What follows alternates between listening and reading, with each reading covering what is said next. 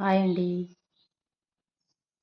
ఈరోజైతే నేను నాటుకోడి కూర చేశాను. ఇందులో ఎలాంటి గరం మసాలాలు కూడా వాడలేదు. అయినా టేస్ట్ మాత్రం చాలా చాలా బాగుంది. ఇందులోకి కాంబినేషన్‌గా తిరువాతన్నం చేశాను.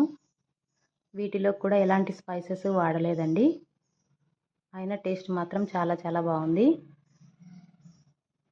రైస్ కుక్కర్‌లోనే చేశాను. అయినా కూడా రైస్ పొడి పొడిగా చాలా బాగా అయ్యింది. అంటుకుపోకుండా రైస్ కుక్కర్లో కూడా చాలా బాగా చేసుకోవచ్చు.